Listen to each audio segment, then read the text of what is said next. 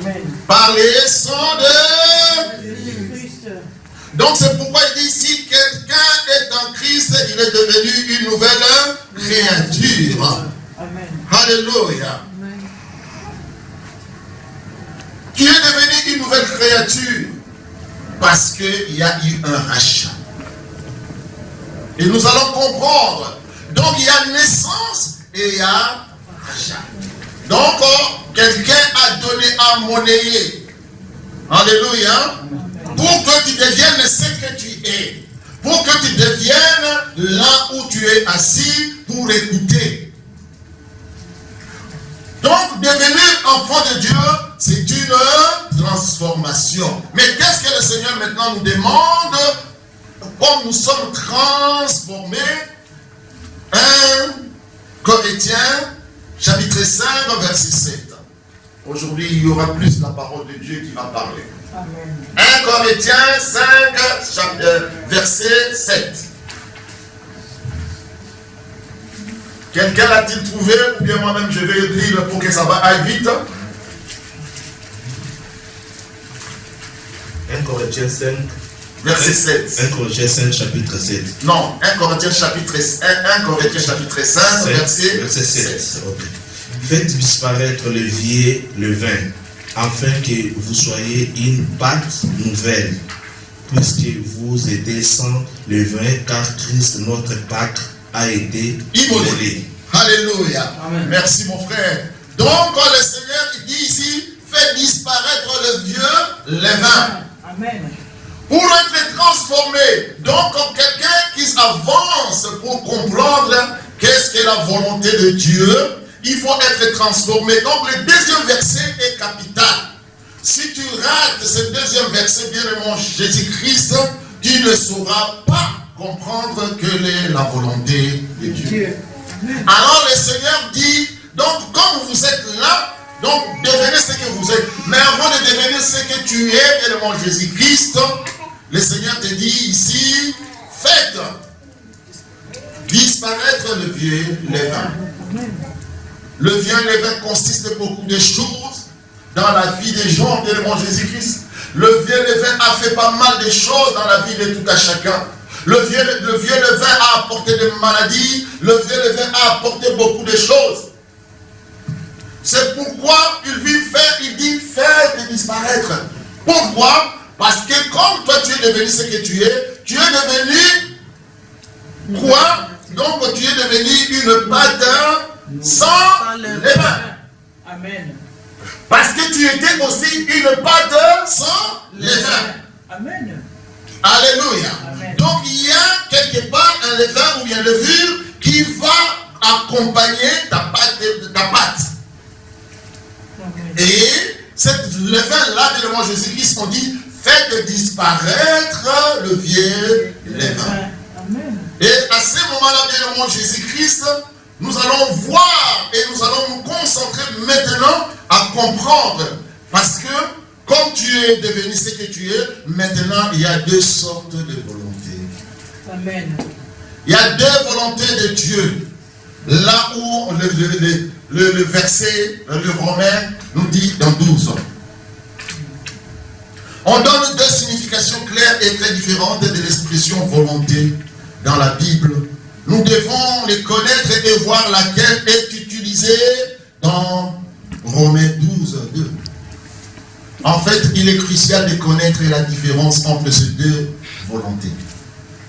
Afin de comprendre l'un des plus grands paradoxes de la Bible, ce paradoxe est que Dieu est souverain. Et pourtant, il désapprouve un certain nombre de choses. Oui, Dieu désapprouve certaines choses qu'il a lui-même ordonnées. Parce qu'on dit qu'il est souverain. Mais comment il désapprouve? Comment d'autres choses, on a comme l'impression que ça échappe Dieu. Est-ce que ça échappe Dieu? On va comprendre évidemment Jésus-Christ. Donc, c'est lui qui a l'autorité. Quand on dit souverain, rien ne peut le passer. Quand il prend des décisions, il prend des décisions. C'est lui qui approuve et c'est lui qui désapprouve. Mais il y a pas mal de choses dans nous les chrétiens, il désapprouve. Parce que la modératrice même vient de soulever.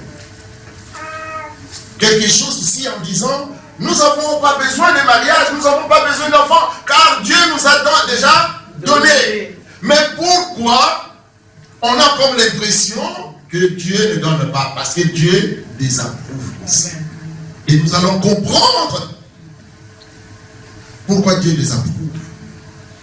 La première des choses, les décrets de la volonté de Dieu ou la volonté souveraine de Dieu.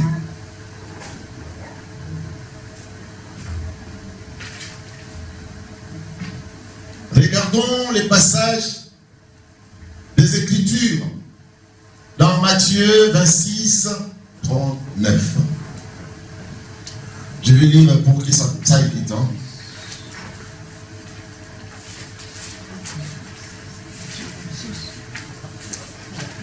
Matthieu 26, 39.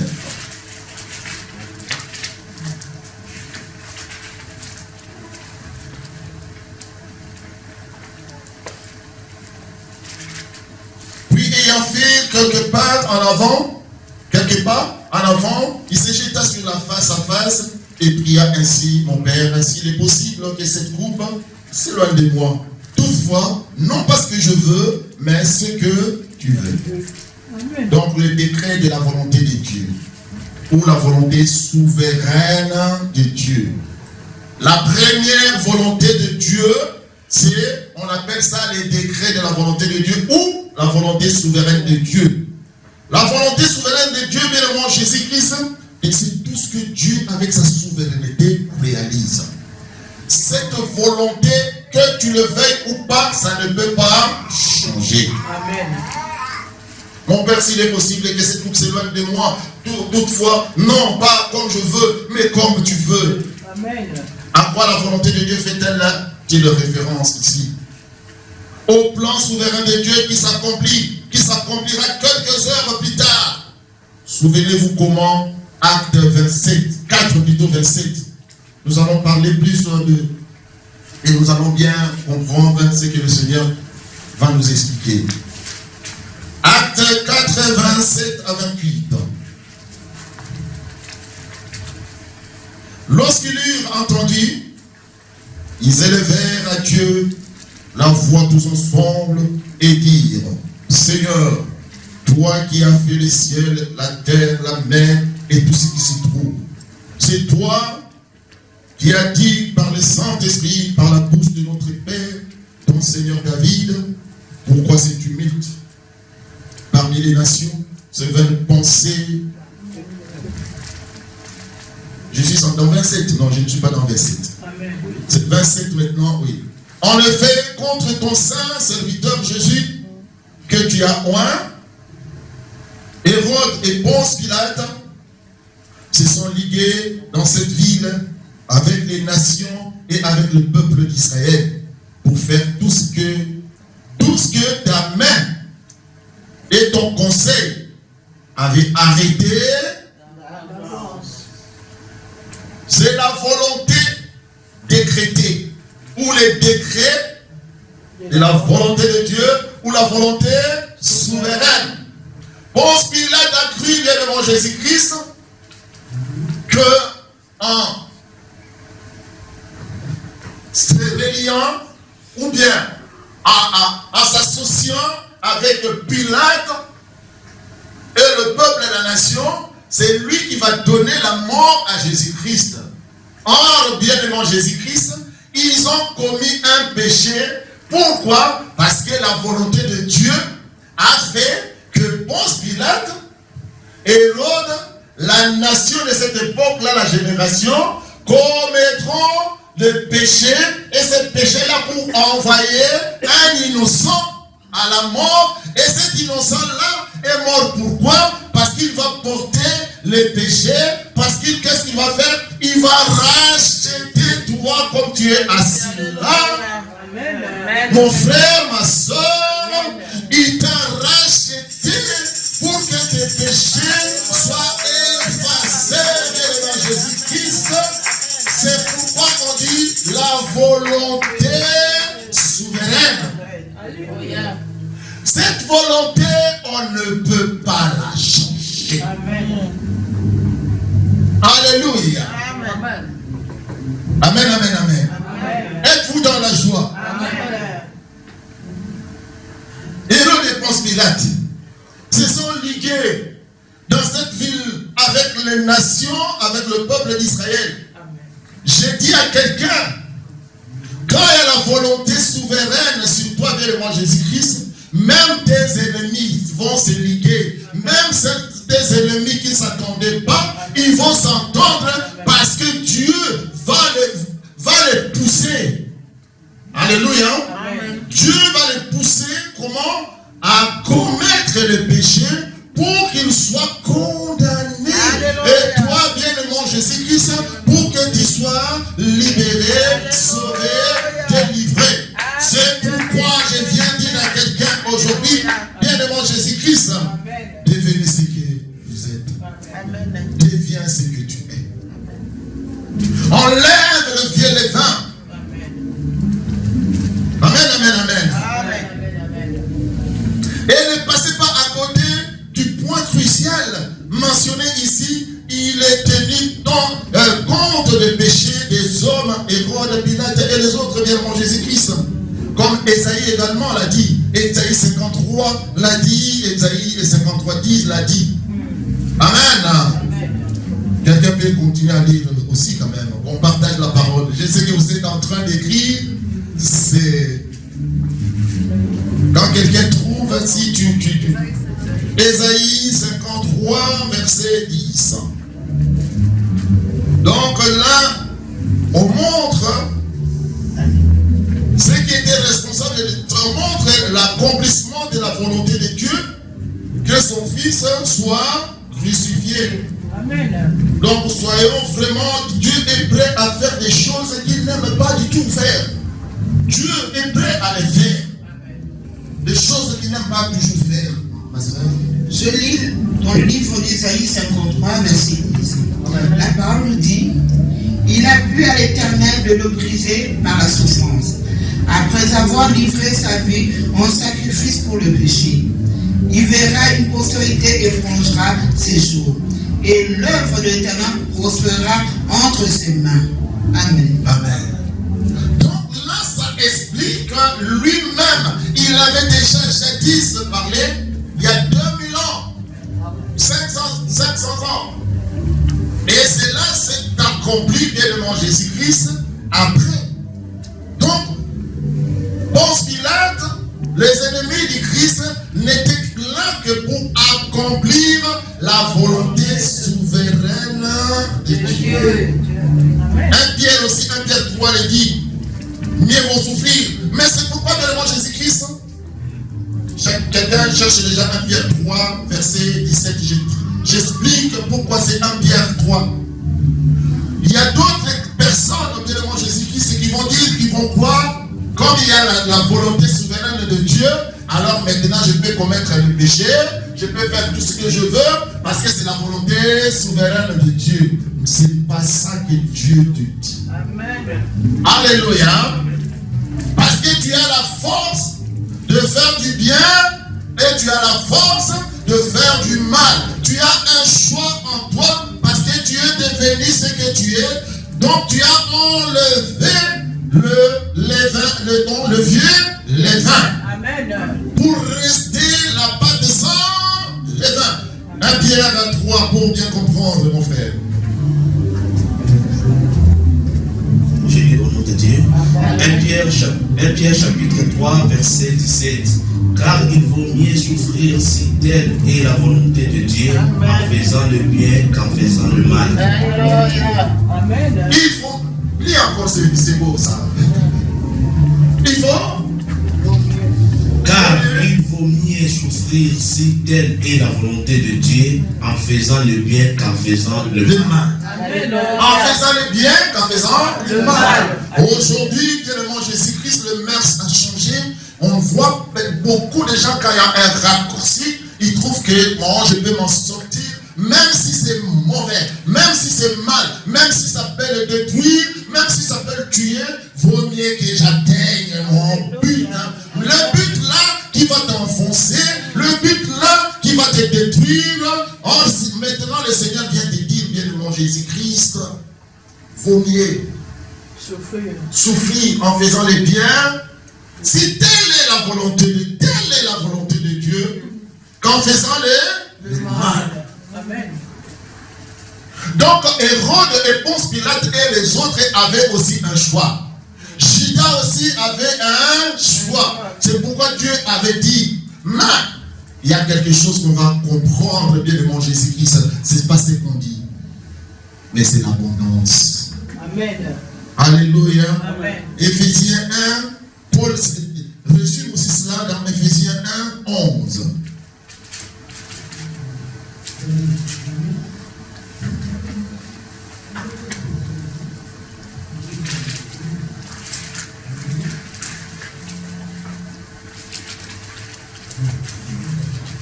Éphésiens 1, 11.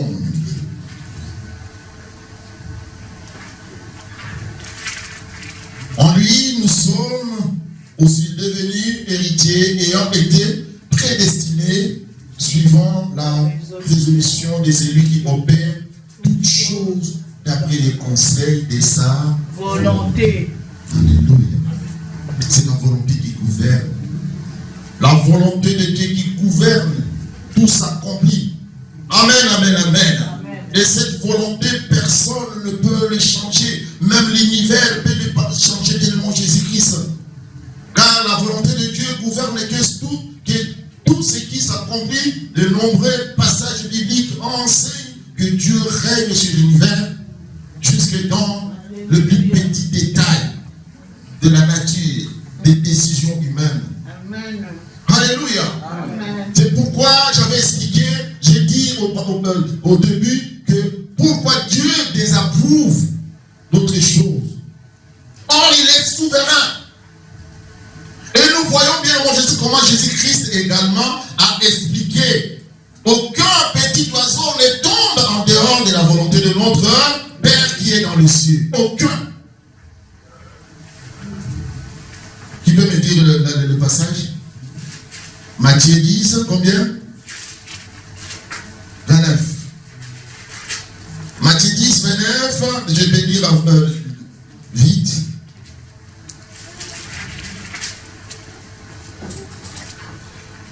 Ne vantons pas deux passereaux pour un sou. Cependant, il n'en tombe pas un à terre sans la volonté de Dieu. Alléluia.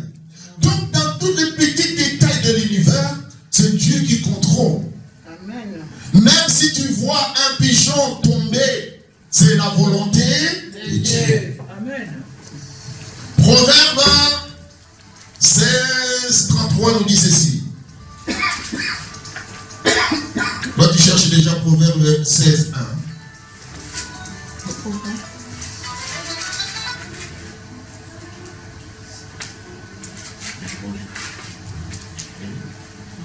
Proverbe 16, 33 nous parle ceci. On jette les sorts dans les bancs de la robe.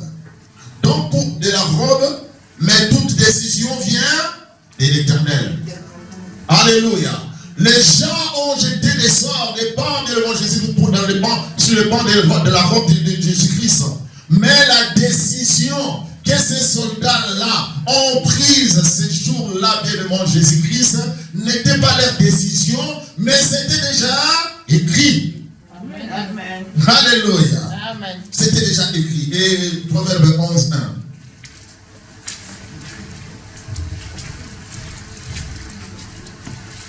Proverbe 1, verset 1. Proverbe 16, verset 16 plutôt. Merci. Merci. Les projets, Quelqu'un d'autre cherche Proverbe 21. les projets qui forment le cœur dépendant de l'homme, mais la réponse que donne la bouche vient de l'Éternel. Alléluia.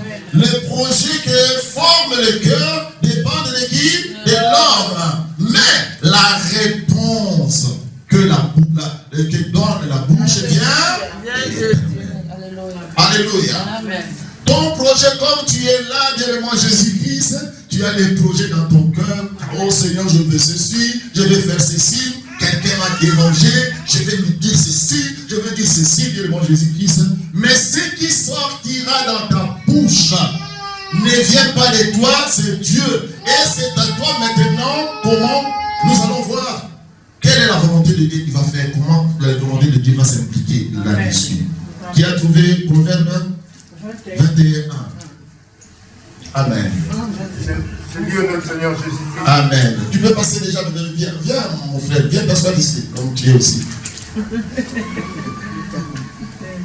Tu n'as pas oublié quelque chose là derrière, hein, parce qu'il y a beaucoup de versets aujourd'hui. Aujourd'hui, c'est l'école biblique. Je dis à notre Seigneur Jésus-Christ. Le cœur d'ivoire est un courant d'eau dans la main de l'Éternel. Il incline partout où il fait. Proverbe 21. 21, ok. Le cœur du roi est un courant d'eau dans la main de l'Éternel. Il incline partout où il veut. Donc, l'eau dans la main de l'Éternel. Et Daniel nous dit comment? Parce que c'est le premier sens de la volonté de Dieu, c'est le contrôle souverain de Dieu sur toute chose. Nous appellerons cela la volonté souveraine ou sa volonté décrétée. Daniel nous dit cela, Daniel 4, 35. Daniel 4, 35 nous dit: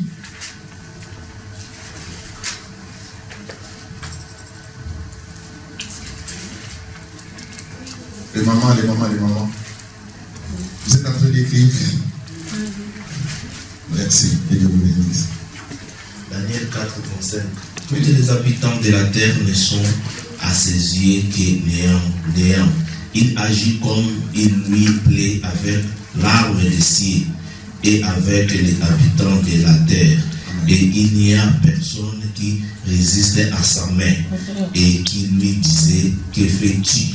Alléluia. Amen. Tous les habitants de la terre, ce sont à ses yeux que néant. Il agit comme il lui plaît, avec l'armée des cieux et avec les habitants de la terre. Il n'y a personne qui résiste à sa main et qui lui dise: que fais-tu? Donc, le Seigneur dit la volonté souveraine, c'est à lui seul. Alléluia. Tu ne peux pas lui dire: que fais-tu?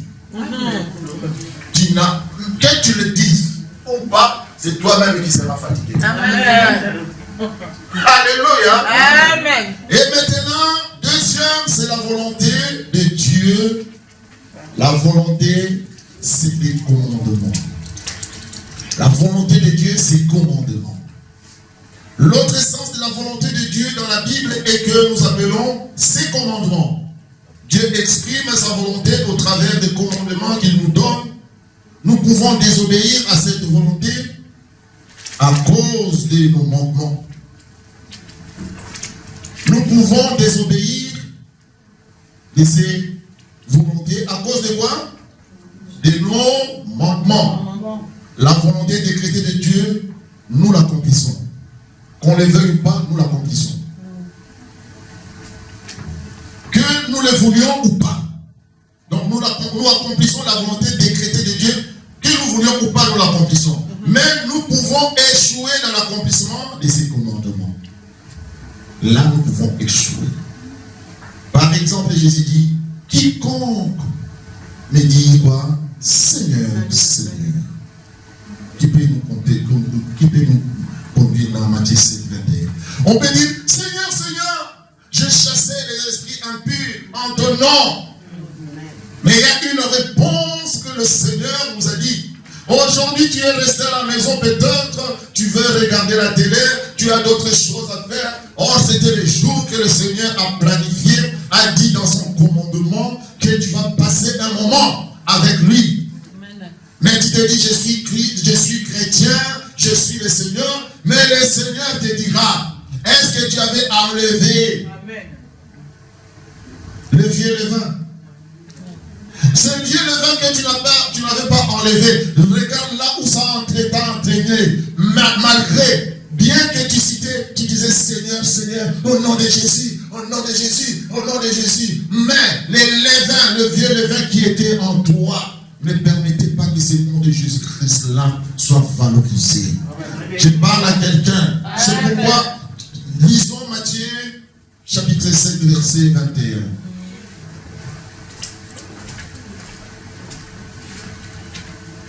Matthieu chapitre 7, verset 21, je dis au nom de Dieu. Amen. Ceux qui me disent Seigneur, Seigneur, n'entreront pas tout dans le royaume des cieux, mais celui-là, celle qui fait la volonté de mon Père qui est dans les cieux. Alléluia. Maintenant, quelle volonté qu'on peut voir? La volonté décrétée, la volonté souveraine, on ne peut pas la voir. Amen. Amen.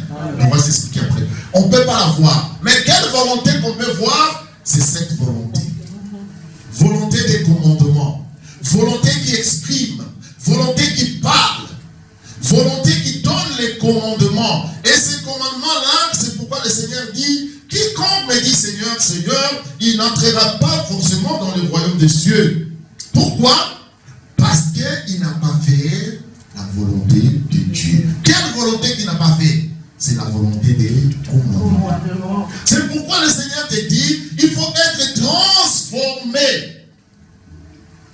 Alléluia. Si ce deuxième verset-là n'est pas bien appliqué dans ta vie, bien le en Jésus-Christ, tu vas appeler Seigneur, Seigneur. Peut-être tu vas recevoir le miracle parce que le Seigneur veut que tu reçoives le miracle pour qu'il en puisse, comme Ponce Pilate et Hérode ont fait le travail de Dieu, mais négativement.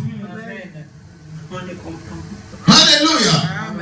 La porte de l'enfer est tout droit. Mais ils ont fait réalisé la volonté